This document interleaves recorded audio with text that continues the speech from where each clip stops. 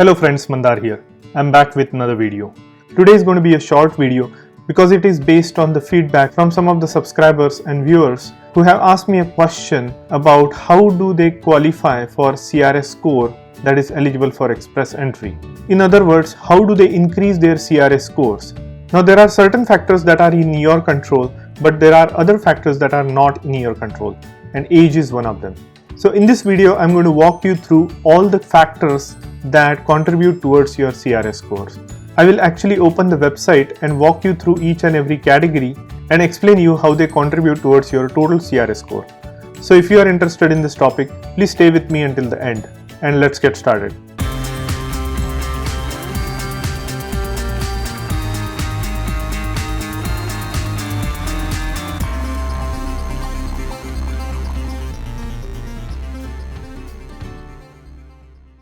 So if you are here for the first time, welcome. My name is Mandar and I make immigration related videos for US and Canada.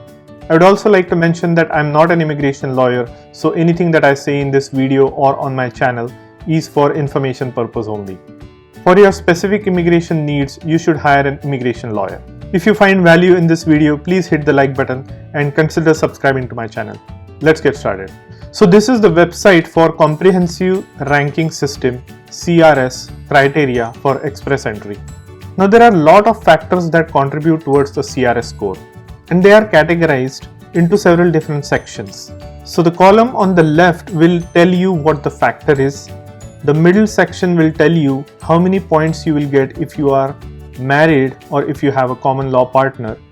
And the right hand side column will tell you what are the points that you will get if you are single or without a spouse.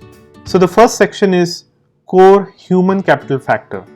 In this, you will have age, level of education, official language proficiency, and Canadian work experience. Now this is something that I would call as things that are not in your control. So age, it is what it is. Level of education, you cannot change it overnight. Official language proficiency, you either know English or French or you don't. And Canadian work experience is something that you have acquired.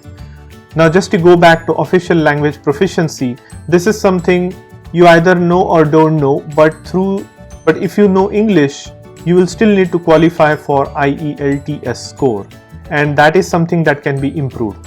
Say for instance, if you know English, you will still need to give IELTS, and there are certain bands and certain minimum qualification requirements for IELTS band score.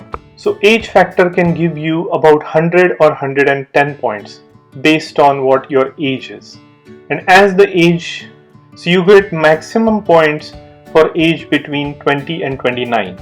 But after 29, 30 onwards until 44, you lose 5 points per year. So at the age of 45, you don't have any points. Depending on level of education, you can accumulate maximum 240 to 150 points. Official language proficiency score can be 150 or 160, and Canadian work experience will give you 70 to 80 points. Now it says at the note at the top, if your spouse or partner is not coming with you to Canada, or they are a Canadian citizen or permanent resident, you will earn points as if you don't have a spouse or partner. So what that means is you will actually have more points if you apply as single. So with core human capital score, which we just saw, adding it to spouse or common law partner factors, you can score a maximum of 500 points. Now skill transferability points. Education. With good strong official language proficiency, you can earn up to 50 points. With Canadian work experience and a post-secondary degree, you can earn up to 50 points. If you have foreign work experience, that is also the same amount of points, but along with it, you will need a good official language proficiency like CLB 7 or higher, and that is if you have foreign work experience. If you are into the trades, you need certification, and with strong official language proficiency along with the certification, you can add additional 50 points. Now here are some other factors that you can consider if you have lesser points in one of those core factors. For example, if you have a brother or sister living in Canada, and if they are citizen or permanent resident, you can add 15 points. If you have French language skills, you can add 30 points. If you have post-secondary education in Canada, you can add 30 points. If you have arranged employment, which means if you have a job offer, you can have up to 200 points. Now a lot of people have asked me the question that when they enter their job into the system, they only see 50 points. That is because certain NOC jobs have 200 points versus the others have 50 points. So not all job offers will give you 200 points. If you have a job offer in certain NOC codes, only then you will get 200 points. Else you will get 50 points. And if you have provincial nomination, you get 600. So if you add core human capital factors, spouse common law factors, transferability factors, and these additional points, you can gain a maximum of 1200 points. Now this section gives you how many points you get for your age. As I said earlier, if you are between the age of 20 to 29, you get the maximum points. But 30 years onwards up until 44 years of age, every year you lose 5 points. The next table shows you level of education and the points that go along with it.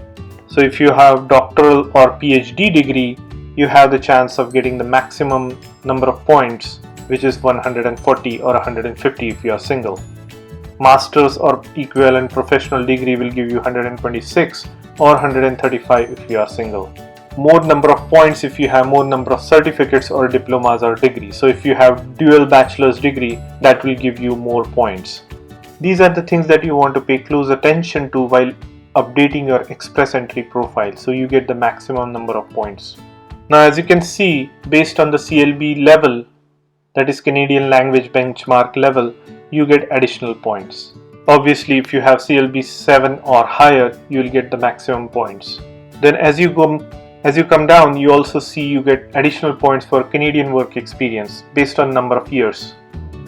So if you have 5 years or more of Canadian work experience, you get the highest number of points, which is 70 or 80 if you are single. If you have spouse who is educated and who has experience, you get additional points as well. So the point of my video is there are certain factors in here that you have no control on, such as human factors. And there are other factors in here that you have control on, such as you can increase your CLB score, which means you can band 7 or higher in your IELTS. You can try getting a job opportunity.